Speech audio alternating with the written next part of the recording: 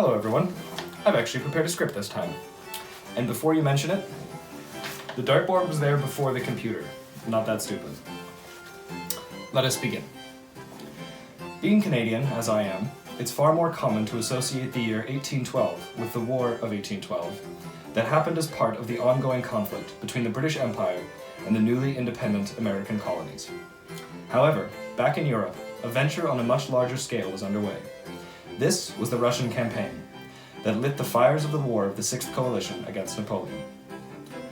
June 24th, 1812, the Grand Armée of Napoleon crosses over the Niemen River to force Tsar Alexander I into the continental system and to secure the independence of Poland.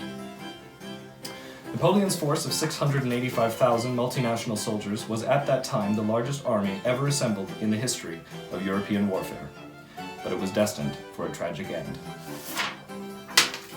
Believing the campaign would be quickly decided in a pitched battle and the war briefly drawn to a close, the Grand Armée was woefully unequipped for a Russian winter, a winter that was by all Russian accounts a mild one. Pursuing a constantly retreating force of Russians, Napoleon was drawn into a series of minor victories, culminating with the Battle of Borodino, the single bloodiest day in the history of the Napoleonic Wars, with 72,000 casualties total. A week later, Napoleon entered and abandoned Moscow, a city which caught fire not long after, though who started it remains unknown. The Tsar offered no terms, and despairing at the lack of supplies and equipment, Napoleon's retreat began on the 19th of October. The soldiers lacked food, the horses lacked fodder, and everyone lacked appropriate clothes with which to shut out the weather. Hypothermia was rampant, and partisan forces harried anyone that strayed from the main body of the army, with many reported cases of captured soldiers being tortured to death. Forced back onto the Smolensk road after the Battle of Maro-Yaroslavets, the Grand Armée was forced to march home on the same path that they had taken east, a road now stripped bare of all supplies in the month before. By one account, one would hear shots of rifles ring out all day long from around the columns of the army, as soldiers were marching off into the woods to shoot themselves. In addition to just his men, Napoleon lost nearly every horse that he had set out with, many being eaten during the retreat. An account by Caulaincourt, a diplomat and close personal aide of Napoleon. The cold was so intense that bivouacking was no longer supportable. Bad luck to those who fell asleep by a campfire. Furthermore, disorganization was perceptibly gaining ground in the Guard. One constantly found men who, overcome by the cold, had been forced to drop out and had fallen to the ground, too weak or too numb to stand. Ought one to help them along, which practically meant carrying them? They begged one to let them alone. There were bivouacs all along the road. Ought one to take them to a campfire? Once these poor wretches fell asleep, they were dead. If they resisted the craving for sleep, another passerby would help them along a little farther, thus prolonging their agony for a short while, but not saving them, for in this condition, the drowsiness engendered by cold is irresistibly strong. Sleep comes inevitably, and to sleep is to die. I tried in vain to save a number of these unfortunates. The only words they uttered were to beg me, for the love of God, to go away and let them sleep. To hear them, one would have thought that sleep was their salvation. Unhappily, it was a poor wretch's last wish, but at least he ceased to suffer without pain or agony. Gratitude and even a smile was imprinted on his discolored lips. What I have related about the effects of extreme cold, and of this kind of death by freezing, is based on what I saw happen to thousands of individuals. The road was covered with their corpses. The final calamity of the army was at the crossing of the river Berezina.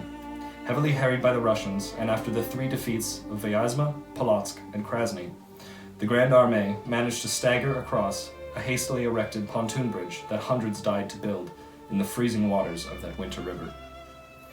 On December 14th, by the time Napoleon was on the western bank of the Berezina, 27,000 men remained of what had been the largest army in Europe's history.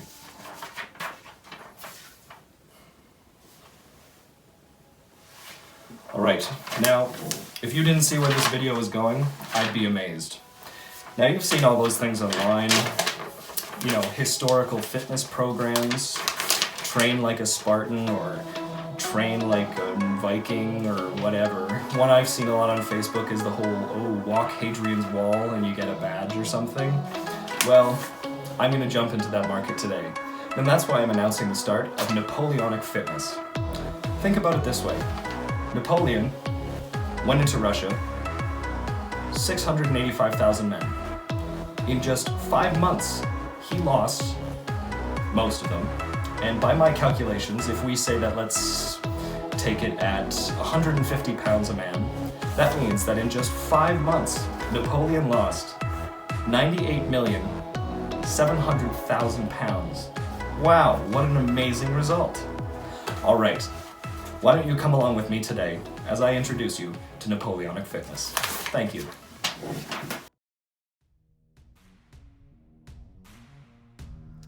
What's up, guys? Okay, so as you just saw, that was the introduction to the Napoleonic fitness program.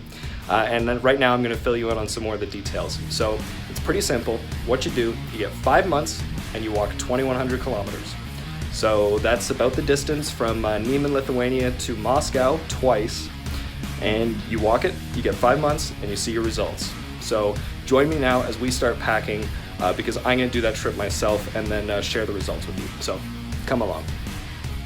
Alright, so I got my bag right here, and we're going to fill it up. Now, I'm doing the historically accurate version, so I'm going to take anything that a French soldier would have taken to war with him. So, let's start packing. Alright, what would a French soldier bring to war? Alright, well, we're fighting a war, so,